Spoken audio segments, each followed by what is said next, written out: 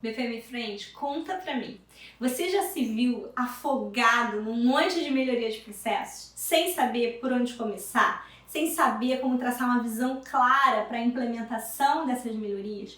Como organizar para que isso tudo acontecesse na empresa de uma maneira segura e tranquila? Então dá o seu joinha nesse vídeo, ativa o sininho aqui que eu vou te falar hoje sobre roadmap de melhoria de processos.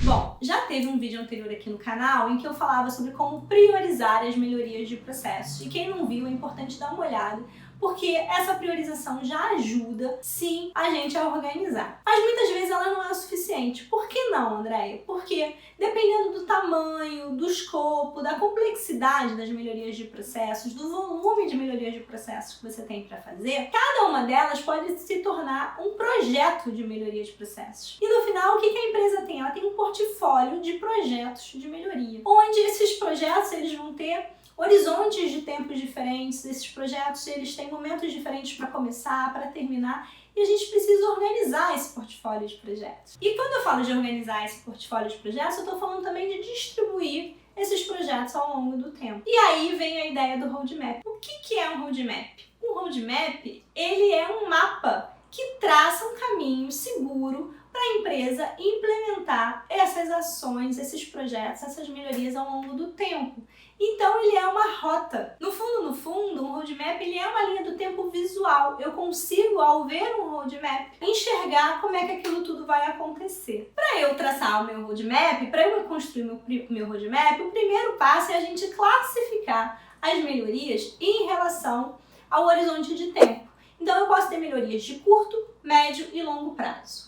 O que eu chamo de melhoria de curto prazo? São melhorias que eu consigo implementar em menos de um ano, em alguns meses. Essas melhorias de curto prazo também são muito chamadas por aí de quick wins, ou seja, aquelas melhorias que me trazem resultados, ganhos rápidos, que rapidamente eu consigo ter benefícios com elas.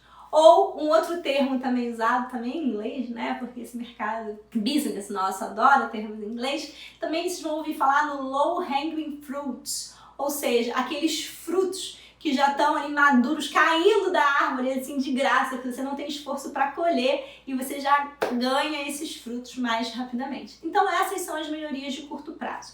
E as empresas adoram melhorias de curto prazo. Então dicas aí para os analistas de processo. Falou em quick win, as empresas ficam felizes da vida. Só que nem todas as melhorias de processo são de curto prazo. Eu posso ter melhorias de processo de médio prazo, que são aquelas que ficam entre 1 e 3 anos. E eu posso ter melhorias de processo de longo prazo, que às vezes vai demorar mais de 3 anos. André, mas por que às vezes eu tenho uma melhoria que demora isso tudo de tempo? Porque dependendo da melhoria, eu posso ter que mexer com pessoas, eu posso ter que mexer com a estrutura de logística da empresa, eu posso ter que mexer com a estrutura de transporte da empresa. Então imagina uma melhoria de longo prazo. Se eu tenho que, por exemplo, implantar um sistema novo. Só que para implantar esse sistema novo, eu tenho que definir os requisitos do sistema, contratar ou desenvolver o sistema tem que ficar pronto, eu tenho que fazer um trabalho de implantação do meu sistema, treinar os usuários, etc, etc. Isso não é uma coisa que vai acontecer da noite pro dia. Então nem tudo dá pra gente fazer tão rapidinho quanto a gente gostaria. Dependendo do que a gente está falando, a gente vai ter melhorias de curto, médio e longo prazo. Bom, entendido isso, vamos falar do roadmap. Então eu vou colocar uma figura aqui de roadmap para vocês. O roadmap, repara, na vertical, ali nas colunas, eu normalmente traço os horizontes de tempo. Então eu posso estar falando de trimestres, eu posso estar falando de anos, eu posso estar... Depende aí de qual horizonte de tempo que você está trabalhando. Então eu posso ter ali separado o curto prazo, o médio prazo e o longo prazo. Ou não, eu quero fazer um roadmap, Andréia, só do primeiro ano e depois eu faço do restante do tempo que eu tenho pela frente. Então esse primeiro ano eu vou dividir em trimestres e eu vou ver o que vai ser feito em cada um dos trimestres. Então eu só vou trabalhar com as melhorias de curto prazo. É um exemplo aí. Depende de como você quer organizar o seu roadmap. O segundo aspecto que a gente tem que ver aí nesse roadmap são as categorias.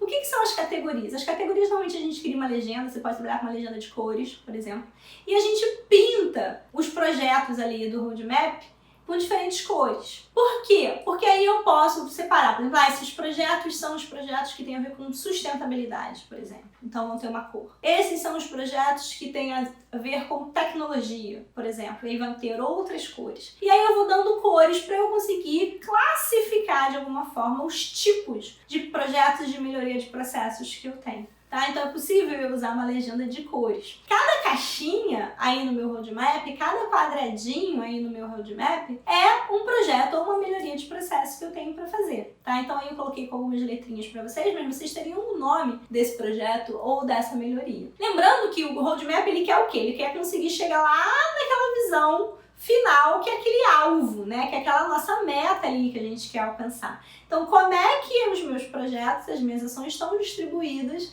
ao longo do tempo, usando diferentes categorias, porque aí com uma escala de cores, por exemplo, se eu tiver 3 cores ou 4 cores, eu consigo ver, não está aparecendo nada na cor verde.